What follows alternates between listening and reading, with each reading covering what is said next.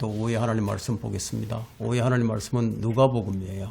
4장 17절부터 21절까지 제가 받들어 읽겠습니다. 선지자 이사야의 책을 드리니 그 책을 펴시고 이같이 기록된 부분을 찾으시더라. 주의 영이 내게 임하시니 이는 가난한 자들에게 복음을 전하게 하시려고 내게 기름을 부으심이라. 그가 나를 보내셨으니 이는 마음이 상한 자를 치유케 하시며 포로들에게 구원을 선포하고 눈먼 자를 보게 하고 짓밟힌 자들을 해방시켜주고 주의 기뻐 받으시는 해를 전파하게 하심이라고 하시고 책을 덮으신 후 그것을 맡은 자에게 다시 주고 앉으시니 회당에 있는 모든 사람의 눈이 그에게로 주목되더라. 주께서 그들에게 말씀하기 시작하시어 이 성경이 오늘날 너희 귀에 이루어졌느니라고 하시니. 자, 우리가 살아가는 이 세상은 참 그 마음을 상하게 하는 일들이 참 많아요. 사람들마다 다 마음에 병이 있어요. 마음이 아프죠. 어떤 때는 마음이 힘들어요. 너무 힘들고 아프고 이래서 좀 쉬고 싶다 뭐 이런 생각도 들기도 합니다.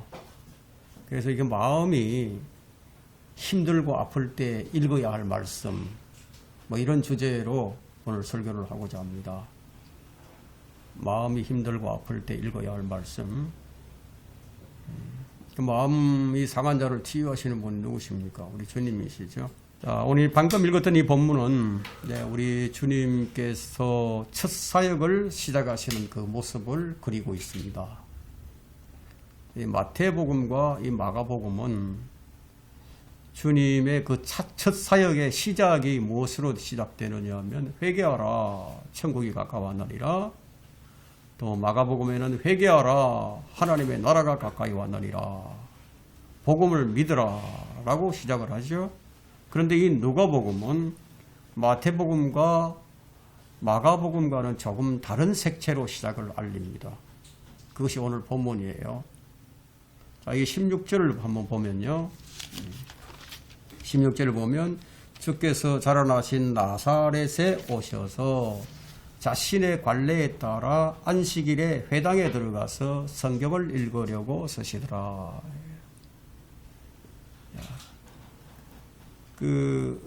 예수님께서 늘 지금 하시던 대로, 그러니까 안식일 날이 되니까 회당에 들어가셔서 성경을 찾아서 읽으셨어요.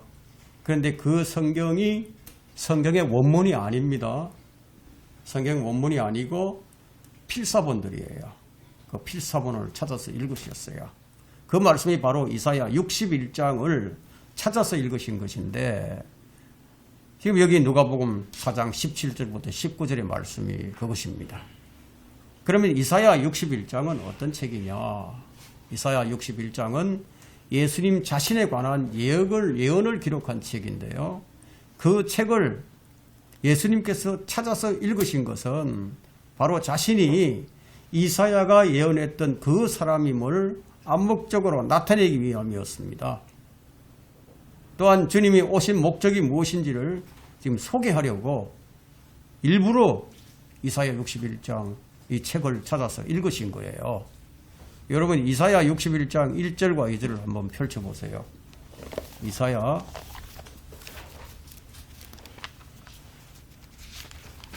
61장 1절과 2절을 보시면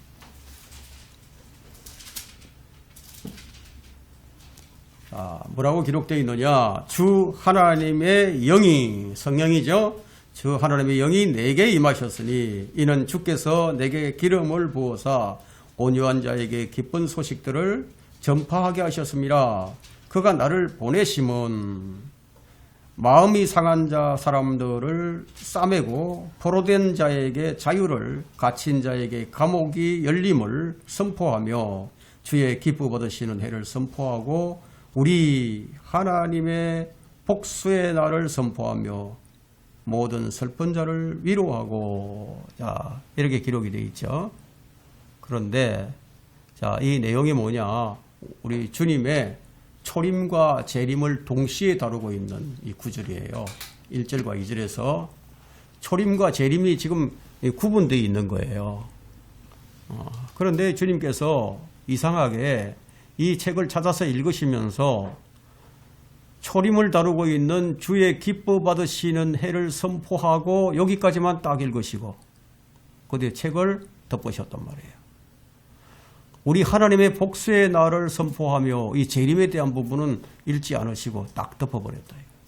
그러면 이 말씀은 왜 책을 읽지 않고 덮으셨느냐 하면 이 말씀은 재림 때 이루어질 일이니까 만일 우리 주님께서 이 우리 하나님의 복수의 날을 선포하며 이렇게 여기까지 다 읽고 이루어졌다고 이렇게 21절에서 이 성경이 오늘 너희에게 귀에 이루어졌느니라 이렇게 말씀을 하셨다면은 이건 모순이 있는 거죠.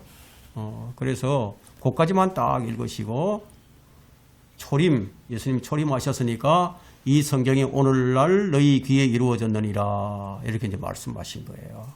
바로 이런 이유로 주님께서 초림에 관련된 말씀만 읽으시고 이 성경이 너희 귀에 이루어졌다고 말씀하신 거라는 거예요. 성경이 얼마나 세심하게 이 시기를 지금 구분하고 있는지 그것을 여러분들이 아셔야 됩니다. 이 구절은 왜 바울이 디모데후서 2장 15절에서 네가 진리의 말씀을 올바로 나누어 자신이 하나님 앞에 부끄럽지 않는 일꾼으로 인정받을 수 있도록 공부하라. 왜 성경을 진리의 말씀을 올바로 나누어서 공부하라고 말씀하시는 것인지 그 이유를 알게 해주는 거예요. 만일 우리가 이 구절을 초림과 재림으로 나누지 않는다면 초림과 재림은 동시에 이루어져야만 하는 거죠. 성경에 이처럼 이 재림과 초림이 혼재된 곳이 들어있어요. 우리는 그리스도께서 어떤 목적을 가지고 오셨는지 본문에서 그 목적들을 발견합니다. 그러나 오늘은 그 목적들을 다 다룰 수는 없고 마음이 상한 자를 치유하시는 주, 상한 마음을 치유하라는 이런 주제로 여러분에게 이제 말씀을 전하고자 합니다. 한 10여 년이 넘었죠. 한 10여 년이 넘었는데 그때 그 로마 교황이 이 나라를 방문하고 돌아갔었어요. 그때 이제 많은 사람이 그를 보러 나갔어요. 그를 만나려고. 정말 만나기를 원했죠. 그의 옷깃이라도 스치기를 원했습니다. 그렇게 하는 이유가 다양하겠지만 사람들은 마음의 위로를 원해요. 그런 것을 볼 때 누구나가 다 마음에 어떤 상처가 있다는 거죠. 교황이 이제 시복식을 하기 위해서 이제 방문을 했는데, 근데 사람들은 그에게서 위로를 얻기를 원하는 거예요. 죽어서 썩은 사람, 이미 죽은 지 오래된 사람, 그들의 혼이 지금 지옥에서 고통을 받는 사람에게 복자, 그러니까 성인 추대를 뭐 한다고 해서 뭐 죽은 자가 다시 살아오겠습니까? 아니면 그 지옥에 있는 그 혼이 뭐 하늘나라로 가겠습니까? 아니면 지옥에서 고통을 받고 있는데 그렇게 한다고 해서 뭐 지옥의 고통을 면할 수가 있겠습니까? 참 어리석죠. 그러나 그가 이 거짓 평화의 사도이긴 하나 사람들은 그를 만나고 또 그를 보고 그렇게 해서 희망을 얻고 또 용기를 얻고 잠시나마 마음의 위로를 얻기를 원하는 거예요. 그를 이제 만난 사람들은 그를 만났던 것을 평생 잊지 않겠죠. 야, 나는 교황을 만났다. 나는 교황과 악수를 했다. 교황이 나에게 물을 뿌려줬다. 교황이 나에게 안수를 해줬다. 뭐 이러면은 뭐 평생 잊지 않고 그것을 위로로 삼고 살아갑니다. 그만큼 오늘날 이 시대의 사람들에게 필요한 것이 뭐냐? 위로예요, 위로. 위로가 필요합니다. 교황은 화려한 등장을 했습니다. 그 어떤 힘을 가진 대통령도 교황과 같은 환영을 받은 적이 없어요. 그에게 무엇이 있었기 때문일까요? 그것이 그의 힘이에요. 잠시나마 마음이 위로를 주는 힘이에요. 마음의 병을 치료해 줄 수는 없지만 작은 위로를 주는 것만으로도 환영을 받았습니다. 그러나 진정한 평화의 왕이신 예수 그리스도께서 그분은 교황처럼 작은 위로를 주려 오신 것이 아니고 개인적인 이유로 오신 것도 아니고요. 여러 가난하고 불쌍한 자들을 치유하기 위해서 오신 것도 아니었어요. 그분의 오신 목적은 잃어버린 자들을 구원하시기 위해서, 마음이 상한 자들을 치유하시기 위해서 오셨어요. 그럼 이런 말씀이 선포되었으면 마음이 상한 사람들, 마음이 아프고 힘든 사람들이 자신의 문제를 치료해 줄 수 있는 우리 주님께로 나와야 하는데 오히려 주님께로 나오지 않고 거짓 선지자들에게 가는 것은 참으로 이상한 일이 아닐 수가 없습니다. 우리는 지금 이처럼 그냥 이 이상한 세상에 살고 있는 거예요. 우리 주위를 둘러보게 되면 정상적인 사람이 거의 없어요. 마음이 상해서 찢긴 그 상처를 싸매지도 못하고 아파하는 사람들이 얼마나 많은지 아십니까? 그들은 자신의 짓눌린 그 마음을 수십 년 동안 아파하면서 몸부림치면서 살고 있어요. 보세요. 얼마 전에 어떤 사람이 자기 아버지가 굶어서 죽었어요. 아버지가 노동을 해서 살았는데 이제 몸도 아프고 일을 못하게 됐죠. 그러니까 자식이 이제 알바를 하고 이러면서 이제 연명을 했는데 알바 자리도 일이 이제 잘려버리고, 그러니까 아버지가 자식에게 피해를 안 주려고 먹지 않고 곡기를 끊어버리고 그게 죽은 거예요. 그 판사가 어떻게 판결을 했는지 아십니까? 4년 징역살이로 판결을 내렸습니다. 제목이 뭐냐? 살인방조죄예요. 살인방조죄. 자, 이런 세상이에요. 그러니까 얼마나 사람들이 마음의 상처를 안고 얼마나 고통 속에서 살아가고 있는지를 한번 보세요. 그야말로 몸부림치면서 짓눌려서 사는 거예요. 그래서 오늘 이 본문은 하나님의 아들이신 우리 주 예수 그리스도께서 이 땅에 오신 목적이 마음이 상한 자를 치유하기 위함이라고 분명히 밝혀줍니다. 그것은 사람들의 아픈 마음을 헤아리신 하나님 아버지 은혜에 따른 그분의 아들이 보냄을 받은 거예요. 하나님께서 보내신 거예요. 자, 마음이 상한 마음을 치유하시는 주. 첫 번째는 이 세상에 사는 사람들은 모두 마음이 상한 사람들입니다. 다 마음이 상해 있어요. 마음이 상하지 않는 사람은 이 지상에 한 사람도 없어요. 누구에게나 어려운 일이 있고요. 누구에게나 인생의 괴로움이 있기 마련입니다. 가난한 사람이든 부유한 사람이든 해안에 살고 있는 모든 사람은 다 똑같은 고통을 겪으면서 살아가는 거예요. 다만 정도의 차이만 있을 뿐이에요. 가난하고 소외된 사람들은 생각하기를, 야, 이 부유한 사람들은 마음이 상하지 않을 것이라고 그렇게 생각을 하죠. 마음의 상처는 가난하고 소외된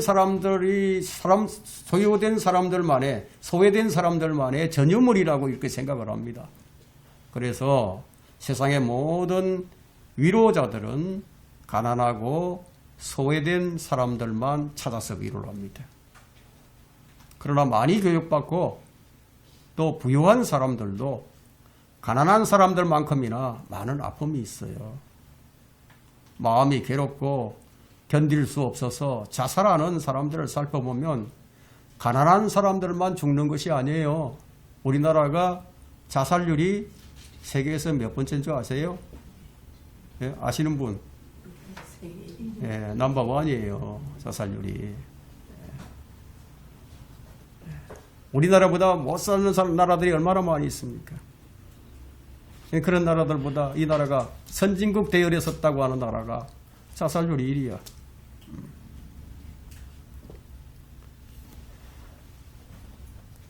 마음이 괴롭고 견딜 수 없어 자살하는 그런 사람들을 살펴보면은 가난한 사람들만 죽는 것이 아니다. 부유하고 세상에서 다 누릴 거 다 누리고 있는 이런 사람들도 마음이 상해서 자살이라는 이런 선택을 합니다. 마귀에게 극약 처방을 받은 거예요. 자기 목숨을 마치 파리 목숨처럼 여기고 자살을 하는 사람들이 얼마나 많이 있습니까? 그들 가운데 유명 연예인들이 있어요. 예. CEO들도 있어요. 정치인들도 있어요. 그들이 무엇이 부족해서 자살을 했을까요? 상한 마음을 치유할 수 없었기 때문이에요. 여러분의 삶의 모든 문제가 어디서 나온다고 생각을 하세요? 삶의 모든 문제는 사람의 마음에서 나오는 거예요. 근데 품이 있고 교양 있는 사람들의 마음을 해부를 해보면은 딱 해부를 해본다면 마음을 해부해본다면은 그 마음이 찢겨 있고 아파하는 사람들이 참 많아요. 사건과 사고가 끊이지 않는 세상. 성경은 이 세상을 악한 현 세상이라고 부르고 있죠. 거리에 오가는 사람들을 만나서 그 사람들의 애환을 한번 들어보세요. 각양각색의 마음의 질병들을 다 키우고 있습니다. 어떤 사람들은 자식의 문제로 고민하는 사람들이 있어요. 장성한 아들이 자성이 넘어서 술에 잔뜩 취해서 집으로 돌아옵니다. 예? 자식이 매일 술에 취해서 살아간다면 그럼 그 사람의 부모 마음은 어떻겠어요? 얼마나 상해 있겠습니까? 그 부모의 마음은 찢어질 듯이 아프겠죠. 차라리 죽어버리기라도 했으면 하고 생각이 들 때도 있을 거예요. 저렇게 살 바에야 차라리 죽는 게 더 낫겠다. 그런 마음을 문득문득 들죠. 아니 저런 꼴을 보고 저런 꼴을 보지 않고 내가 죽어버렸으면 좋겠다. 그런 생각도 합니다. 그런 사람에게 무슨 위로의 말을 할 수 있겠어요? 자, 우리 삶의 문제는요, 결코 가벼운 것이 아니에요. 우리 주님께서 뭐라고 하셨습니까? 수고하고 무거운 짐진 자들아, 이렇게 표현하시는 거예요. 가벼운 게 아닙니다. 어떤 부모는 어린 자식을 먼저 보내고 매일 죽은 그 아이의 유품을 바라보면서 자신의 슬픔을 안고 사는 사람들도 있어요. 그 부모의 마음이 얼마나 상해 있겠습니까? 그래서 자식을 가슴에 묻었다고 하는 말이 있죠. 또 어떤 사람은 남편이 속을 썩여서 속상해하는 아내들도 있어요. 남편이 아내를 소홀히 대하며 가정을 돌보지 않는 사람이라면 무슨 생각을 하겠습니까? 어떻게 살아가야 할까? 아내 혼자서 어린 아이를 돌보면서 산다는 것은 정말 눈물로 밤을 지새는 거죠. 그죠? 또 어떤 가정은 자식이 부모를 버리는 가정도 있습니다. 자식이 집을 나가서 어디에서 어떻게 사는지 아주 소식을 다 끊고 전혀 몰라요. 그럼 그 부모의 마음이 어떻겠습니까? 날마다 탄식 소리가 끊이지 않겠죠. 여러분 거리마다 우리가 들리진 않지만 마음에 탄식이 있는 거예요. 제가 이런 말을 하는 동안 여러분 역시 각자 가슴 속에 어떤 슬픔이 생각날 거예요. 저는 여러분에 대해서 그렇게 많이 알지 못합니다. 그러나 저는 이 설교로 여러분 각자의 슬픔을 그리스도께 내려놓는 것을 좀 돕고 싶습니다. 저는 어떤 사람과 또 마음의 병에 관해서 좀 이야기를 나눈 적이 있어요. 그는 자신이 당하고 있는 마음의 짐이 너무너무 커서 자살을 시도하려 했다는 말을 들었어요. 그가 진 짐은 참으로 그에게는 무거운 짐처럼 보였어요. 오늘 제가 이 설교를 하는 이 시간에도 마음이 상한 사람들이 얼마나 많은지 셀 수 없어요. 그만큼 이 땅에는 눈물이 전혀 낯설지 않아요. 지금 이 시대에만 눈물이 있는 것은 아닙니다. 아담 때부터 시작된 이 눈물은 지금 이 시대까지 계속 흐르고 있는 거예요. 마음이 상한 사람들의 울부짖음이 지금 하늘에까지 닿았어요. 그래서 주님께서 오셔야 했습니다. 마음이 상한 자를 치유해 주시기 위해서 주님이 오셔야만 했다는 거예요. 그럼에도 불구하고 그렇게 상한 마음을 가진 사람들이 자신들을 치유해 주려 오신 그분을 죽여버리는 아주 이상한 그런 기이한 현상이 일어나 버린 거예요. 이것은 참으로 정말 엄청난 사건이 아닐 수가 없습니다. 평화의 왕이신 그분을 받아들였더라면 이 세상은 진정한 평화가 시작되었을 겁니다. 지금 이 땅에 평화가 없는 이유가 무엇입니까? 평화의 왕이 안 계시기 때문이에요. 평화의 왕이 다시 오시지 않았기 때문입니다. 아담 이후 6천년 동안 사람들의 마음의 울부짖음은 하나님께 끊임없이 이루고 있는 거예요. 성경에도 마음의 아픔을 겪었던 사람들이 있습니다. 야곱은 자기의 가장 사랑하는 아들 요셉이 죽었다는 이 소식을 듣자 마음이 무너졌어요. 마음이 무너져서 다른 아들들과 딸들의 위로를 거절해 버립니다. 다윗도 마찬가지였어요. 다윗 왕의 눈물은 어떤 눈물입니까? 아들이 반역을 했어요. 압살롬이 반역을 했어요. 근데 반역한 그 압살롬이 죽었다는 그 얘기를 들었을 때 다윗이 고뇌 속에서 한 얘기가 있습니다. 울부짖음이 있어요. 오, 내 아들 압살롬아, 압살롬아. 너 대신 내가 죽었더라면. 이것이 자식을 먼저 보낸 부모의 마음을 대변해주는 그런 슬픔이 아니겠습니까? 그리스도께서 이 세상에 오셨을 때 그분은 처음 들으신 소리가 슬피 우는 사람들의 마음 소리였습니다. 여러분, 헤로드 왕 때 어린 아기들이 죽임을 당해서 울부짖는 그 어머니들의 눈물이 베들레헴 땅을 가득 메우셨습니다. 주님께서 베들레헴 말구요에서 시작해서 십자가에 이르기까지 주님은 어떤 사람이셨나 하면은 슬픔의 사람이었어요. 슬픔으로 덮여 있었어요.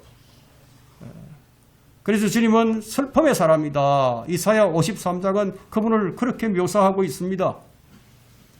이사야 53장엔요.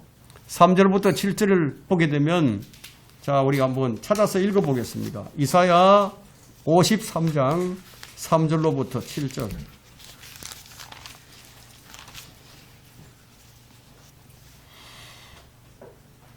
자, 이 장을 읽을 때는 여러분들이 진지하게 이 장을 마음을 집중해서 이 가사, 이 내용을 하나, 단어 하나하나를 기억하면서 곱씹어가면서 읽으시면요. 여러분 눈에서 눈물이 흐를 수밖에 없어요. 3절부터 봅니다. 그는 사람들에게 멸시를 받고 거부되었으며 슬픔의 사람이요 질고에 익숙한 사람이라. 우리가 우리의 얼굴을 그로부터 숨긴 것 같이 그는 멸시를 받았고 우리는 그를 존중하지 아니하였도다.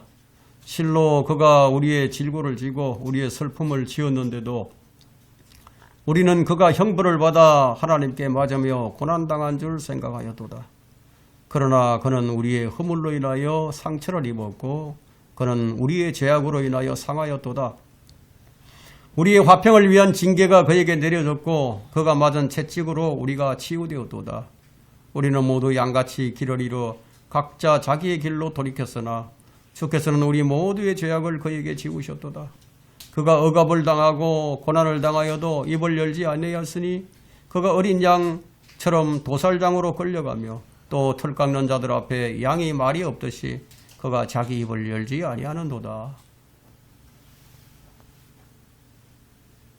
저는 이 구절을 대할 때면은 참 생각나는 게 있습니다. 제가 오래전에 이제 감리교를 다닐 때였는데, 전 교인들을 다 모아놓고 분위기를 조성했어요. 불을 끄고 아주 이 할로겐 조명만 약간 놓고 저 귀퉁이마다 이 사람들을 세워놓고 이사야 53장을 한 구절씩 한 구절씩 돌아가면서 읽게 만들었어요. 그렇게 조명을 아주 약간 어둡게 하고 그렇게 이사야 53장을 한 사람씩 차례도 읽으면서 이렇게 돌아가고 거기다가 음악을 넣어 깔아주니까 사람들이 다 훌쩍거리며 울더라고요. 참 그런 기억이 새록새록합니다. 자, 이 세상에서 가장 억울한 논명을 쓰신 분이 누구십니까? 예? 여러분들이 억울한 일을 많이 당하죠. 여러분보다 훨씬 더 억울한 일을 당한 사람이 누구예요? 예수님이에요. 하나님의 아들이신데 인간에게 모함을 당해서 죽음에 넘겨지는 사건이 일어났어요. 이보다 더 큰 사건은 없어요. 우리가 모함을 당하고 고통을 받는 것은 우리의 죄로 인한 것이기 때문에 그것은 당연한 일이겠지만 죄가 없으신 분께서 악인들의 손에 의해서 죽임을 당하는 사건은 무엇을 의미하는 것인가 하는 거예요. 그것을 고린도후서 8장 9절을 보니까 왜 그렇게 하셨느냐? 부요하신 분이 우리를 위해서 가난하게 되신 것은 그 가난함으로 우리를 부요하게 하기 위함이라고 말씀하고 있습니다. 여러분들을 부요하게 만들기 위해서, 여러분들을 부자로 만들어주기 위해서, 뭐 물질이 부자를 얘기하는 게 아닙니다. 주께서 그렇게 당하신 것이 가난한 자들을 부요하기 위함이요, 병든 자들을 치유하기 위함이며, 억압받는 자들에게 해방을 주기 위함이며, 자유를 주기 위함이며, 죽은 자들을 살리기 위함이었다. 바로 이 목적 때문이었습니다. 그래서 주님께서는 지상에서 어디를 가시든지 고난을 당하셨어요. 주님께서 우리의 무거운 짐을 벗겨주기 위해서 오셨지만, 그런데 극소수의 사람들만이 받아들입니다.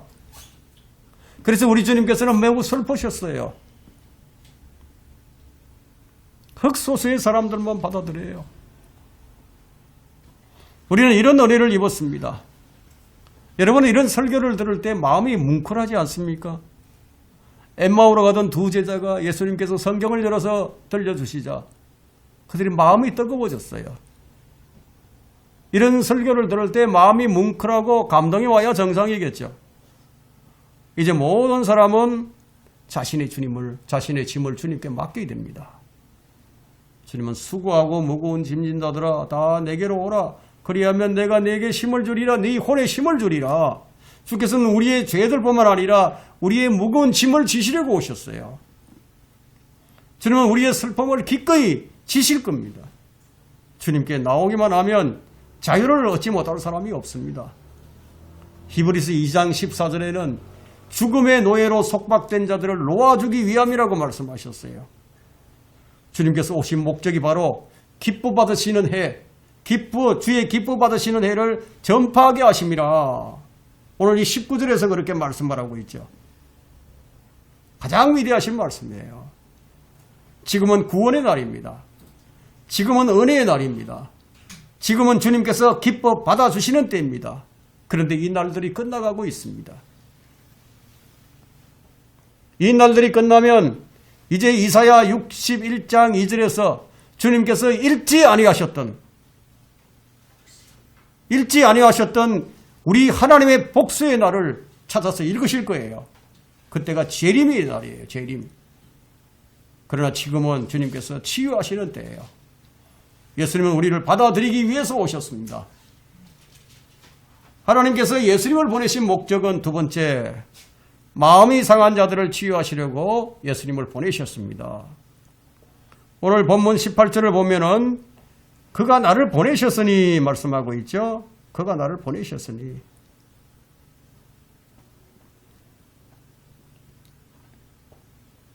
마음이 상한 자를 치유하며 포로들에게 구원을 선포하고 눈먼 자를 보게 하고 집 밟힌 자들에게 해방을 주고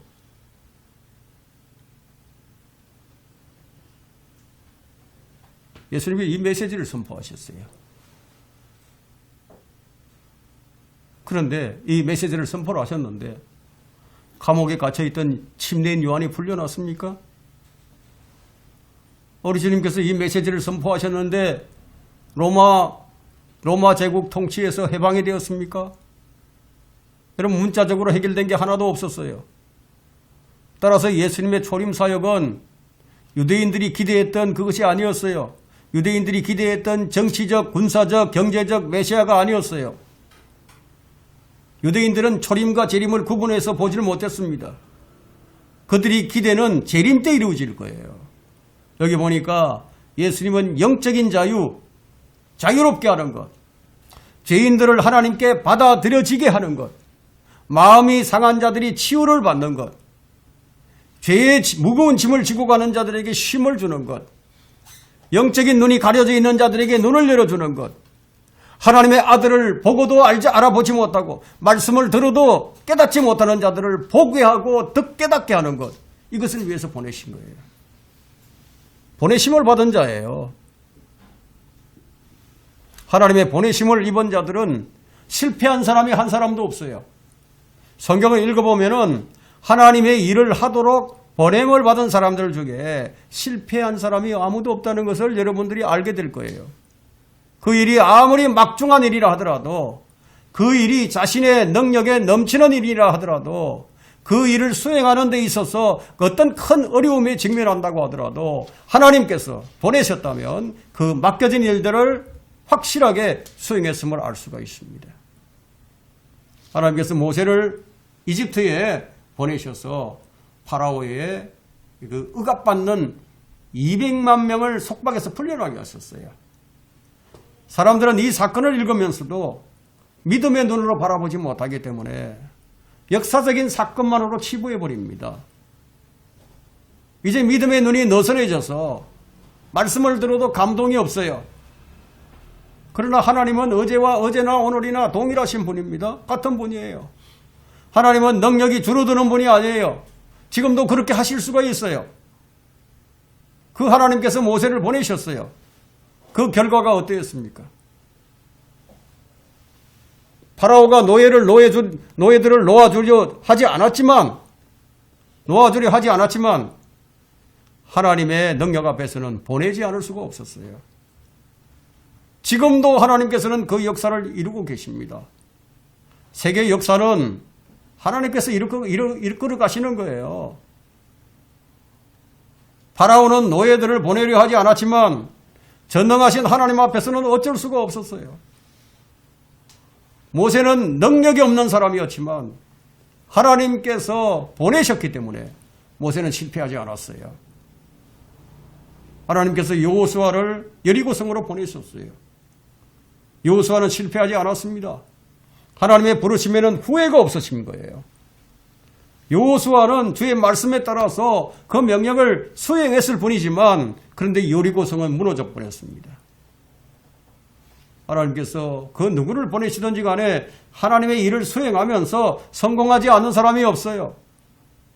여러분, 엘리야, 기드온, 삼손, 사무엘 모두가 하나님의 보내심을 받은 사람들이었어요. 하물며 하물며 보내심을 받은 분의 아들이라면 어떻겠습니까? 아들이라면. 하나님의 아들이 우리의 상한 마음을 치유하기 위해서 오셨다면 치유받지 못할 사람이 없는 거죠. 여러분 가운데 마음이 심히 상하고 상처를 입어서 그분께 치유받을 수 없다고 생각하는 분은 아무도 없는 줄로 믿습니다, 저는. 그런데도 여러분의 생각과는 다르게 여러분의 마음의 상처를 치유하지 못하고 있다면 문제는 주님께 있는 것이 아니라 여러분 자신에게 있는 거예요. 여러분들이 진지하게 주 예수 그리스도 앞에 믿음으로 나오지 않는 것이 가장 큰 문제예요. 다 말로는 다 나온다고 하겠지만 그렇지 않을 수도 있어요. 여러분이 사고를 당해서 팔이 부러지고 다리가 골절되었다면 그러면 여러분은 즉시 어디로 달려갑니까? 병원으로 달려가요. 예. 의사에게 달려갑니다. 그러나 여러분의 마음이 상했는데도 주님께 달려가지 않아요. 사람들에게서 치유를 받으려고 하고 사람들에게서 위로를 받으려고 합니다. 그럼 이 사람의 문제가 무엇입니까? 자신이 신뢰하고 의지할 분을 주님으로 정하지 않고 사람으로 정했기 때문이에요. 우리의 마음이 상해 있다면 사역자들이나 의사에게 갈 필요가 없어요. 상한 마음을 고치시는 분은 우리 주 예수 그리스도밖에 없기 때문입니다. 불치병에서 회복된 사람은 자기가 어떻게 치유받았는지 말하지 않을 수가 없어요. 나는 이런 병에 걸렸는데 내가 치유를 받았다. 그 혼자만 알고 있을 수가 없기 때문이에요. 예수님께서 문 앞에 서 있는 병자를 발견하시고 내려주신 처방이 뭐냐. 자, 이 세상 어디에서 나온 명의의 처방보다도 더 효능이 있는 것이었어요. 그분은 능력 있는 의사보다도 능력 있는 의사죠. 능력 있는 의사로서 모든 상처 입은 마음을 치유하기 위해서 오셨다. 성경이 그렇게 얘기하고 있습니다. 그래서 사람들은 다른 의사를 찾으려 한다는 거죠. 이들은 온갖 처방을 받으며 여기저기를 기웃거립니다. 주님께 다이렉트로 나왔더라면 벌써 치유되었을 터인데 종교의 의사들에게 자신의 문제들을 들고 갑니다. 어떤 분은 장로교를 열심히 몇 년을 다니다가 마음의 상처가 치유되지 않자 이웃에 있는 감리교회를 한번 가봅니다. 가보니까 처음에는 잠시 치유되는 듯 하다가 더 큰 상처를 입게 되고 그 교회를 나와서 또 다른 곳에 있는 건너편에 있는 성결교회를 한번 가봅니다. 그 역시 그곳에서 가보니까 처음에는 조금 치유됐듯 하다가 더 큰 상처를 입게 됩니다. 결코 마음의 문제를 해결하지 못합니다. 어쩔 수 없이 마음에는 안 들지만 어쩌겠습니까? 이제 가볼 것도 없고. 그래서 천주교라도 한번 가봅니다. 그러나 마음의 치유를 받을 수가 없어요. 자, 그 사람은 잘못된 곳만을 골라서 다녔기 때문에 치료를 받지 못하고 무거운 짐을 지고 괴로운 인생길을 걸어가고 있는 거예요. 누구나 마음의 상처가 있기 마련입니다. 상처 가운데 마음의 상처가 가장 크고 깊어요. 상처 가운데.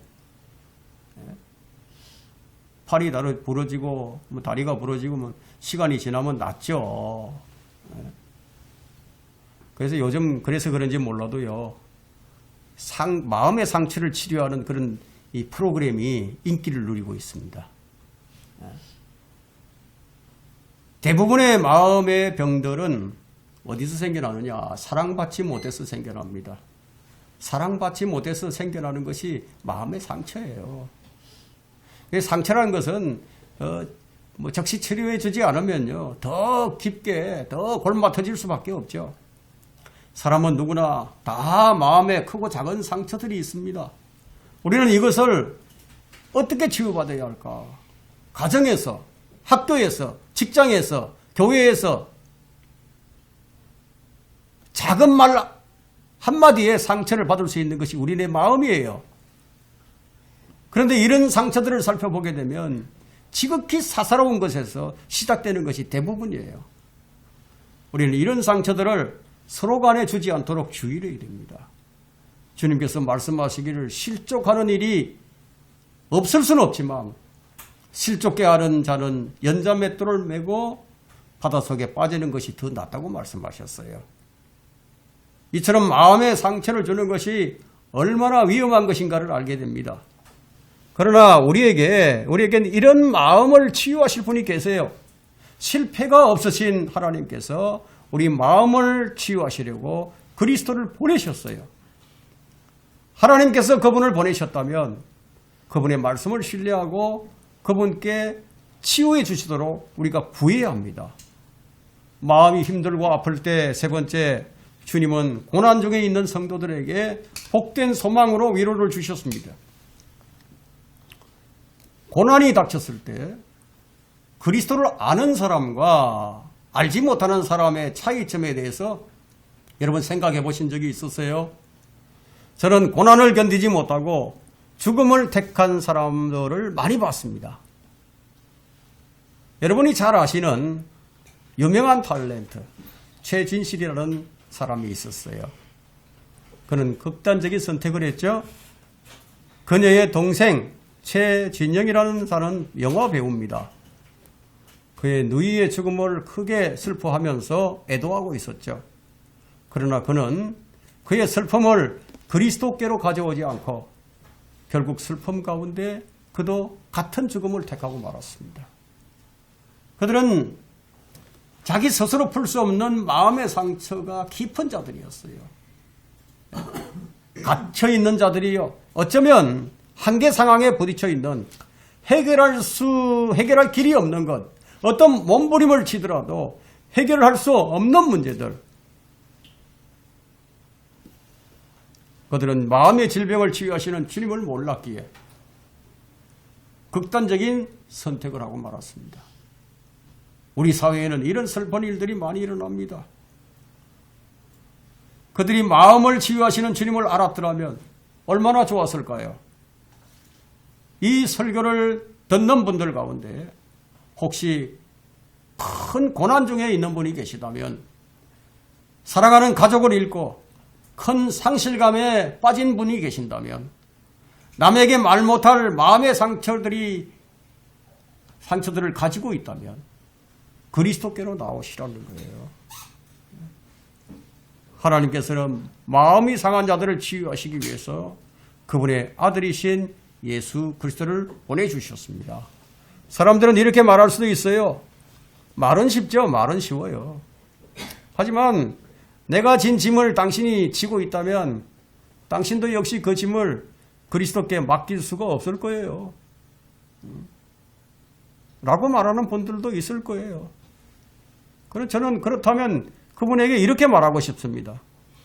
그러면 당신의 짐이 너무 커서 그리스도께서는 그 짐을 질 수가 없다는 말씀이군요. 그러면 그가 뭐라고 말할까요? 아니요. 그분이 지시기에 너무 큰 짐은 아니지만 그분께 내 마음을 내어드릴 수가 없네요. 글쎄 그게 잘 안 되네요. 생각하지 않으려고 해도 자꾸만 생각이 떠오르는 것을. 그렇습니다. 우리는 내 생각도 내 마음도 컨트롤할 수 없는 자들이에요. 마음을 주님께 내어드리는 일이 쉬운 일이 아니에요. 이 사람의 문제가 무엇입니까? 내려놓지 못하는 것이 문제예요. 왜 우리가 주님께 기도해야 하는지 아십니까? 내 마음마저도 내 생각마저도 내 마음대로 안 되기 때문이에요. 짐을 지고 가는 사람들이 그 짐을 가지고 단순하게 그리스도께 나아가기보다는 그 짐을 자신의 등에 단단히 묶어두고 비틀거리며 길을 갑니다. 사랑하는 이를 먼저 보내고 시신도 찾지 못하는 사람의 심정을 아마 이와 같을 겁니다. 당신들은 이런 일을 당하지 않아서 모를 것이라고 말할 겁니다. 물론 우리가 그들의 아픔과 슬픔을 어찌 알겠습니까? 그래서 그들은 슬픔으로 죽을 것만 같은 나날을 보내고 있는 거예요. 그들의 문제가 무엇입니까? 문제가 무엇이죠? 그들은 먼저 보낸 자들을 다시 만날 소망이 없기 때문이에요. 소망이 있는 사람들은 그의 슬픔을 가지고 다 그리스도께 맡길 겁니다. 하나님의 보좌에서 다시 만날 수 있다는 이런 소망이 있다면 그 슬픔의 짐을 지고 가지는 않을 것입니다. 그러나 소망이 없는 이들은 그 슬픔의 짐을 우리 주님께 맡길 수가 없어요. 큰 고난이 닥쳤을 때 그리스도를 믿는 사람들과 믿지 않는 사람들의 차이가 이렇게 극명하게 드러나는 거예요. 어느 믿음의 가정에서 일어난 일입니다. 독실한 크리스천 가정이었어요. 부모들은 아이들을 신앙으로 양육을 했습니다. 도덕적이고 교양 있는 사람들이었어요. 그런데 그 가정에 문제가 생겼습니다.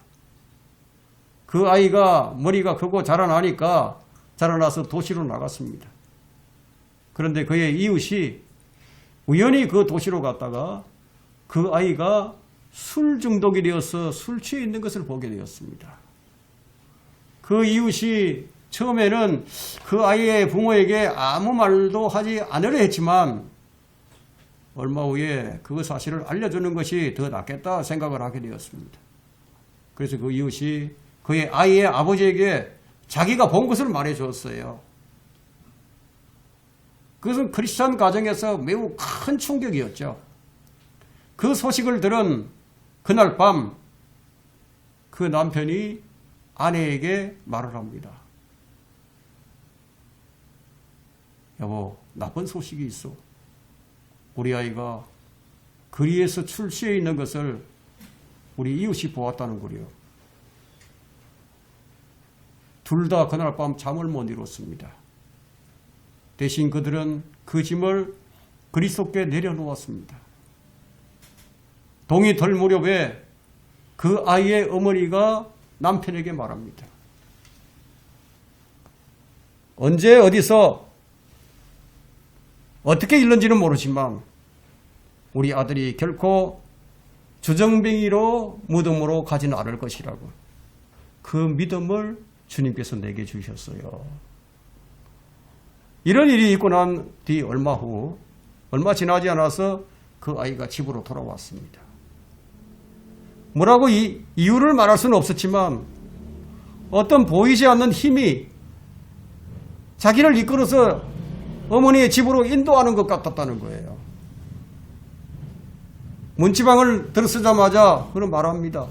엄마, 저를 위해서 기도해 달라고 부탁을 드리기 위해서 집으로 왔습니다.